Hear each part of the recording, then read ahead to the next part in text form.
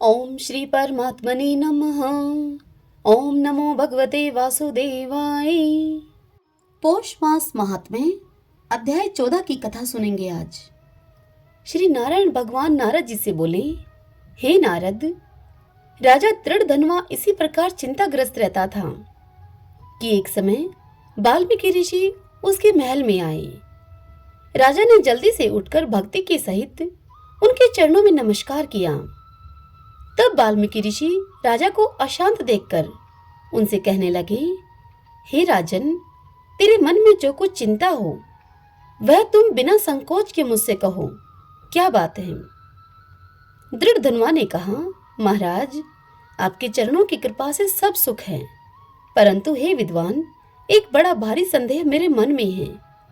अतः उस वन के तोते के मुख से लगे हुए शूल को आप दूर कीजिए।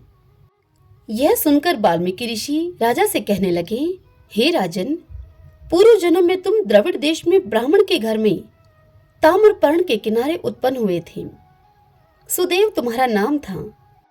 उस समय तुम धार्मिक, सत्यवादी और जितना मिले उतने में ही संतुष्ट रहने वाले थे। तुम्हारी स्त्री उत्तम गुणों वाली गौतम ऋषि की पुत्री गौतमी नाम से विख्यात थी। गृहस्थ आश्रम के धर्म में चलने वाले सुदेव को कितना ही काल व्यतीत हो गया, परंतु उसकी संतति नहीं हुई।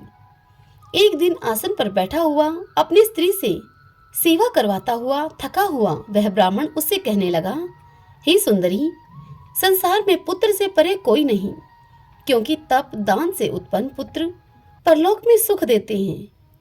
शुद्ध वंश में उत्पन्न हुई संतति इस लोक और परलोक में सुख देती है। उस श्रेष्ठ संतति को यदि प्राप्त न हुआ तो मेरा जीना ही व्यर्थ है। मैंने न तो पुत्र को खिलाया, न उसे वेदाधन करवाया, न उसका विवाह आदि किया, अतः मेरा जन्म वृथा है।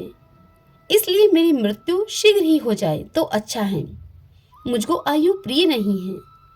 इस प्रकार अपने पति के वचनों को सुनकर उस सुंदरी के मन में अत्यंत दुख हुआ और वह अपने पति से इस प्रकार बोली।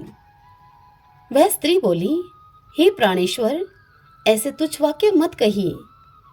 तुम्हारे जैसे वैष्णव शूरवीर कभी निराश नहीं होते। हे विप्र, आप सत्य धर्म में तत्पर रहें। आपने तो स्वर्ग जीता है। पुत्र की इच्छा है तो हरि जगन्नाथ की आराधना करो। वह ब्राह्मण श्रेष्ठ अपनी धर्म पत्नी के ऐसे वचनों को सुनकर निश्चय के साथ ताम्रपर्णी नदी के किनारे चला गया। वहां जाकर पुण्य तीर्थ में स्नान करके महाभयंकर तप करने लगा। वह ऐसे उस तपोनिधि के 4000 वर्ष बीत गए। हे ब्राह्मण, उसके तप से त्रिलोकी कांप उठी।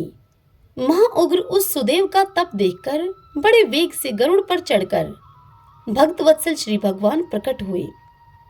श्री नारायण नारद जी से कहते हैं, हे नारद जी, नवीन मेघ के समान चतुर्भुज जगत के पालन करने में समर्थ उन मुरारी के आनंदित मुख को देखकर बड़े हर्ष के साथ सुदेव ब्राह्मण ने मुकुंद को साष्टांग प्रणाम किया। हरि ओम तत्सत। ओम नमो नारायण। ओम नमो नारायण। भगतजनों, इससे आगे की कथा हम कल अगले अध्याय में सुनेंगे। जय श्री कृष्णा। राधे राधे।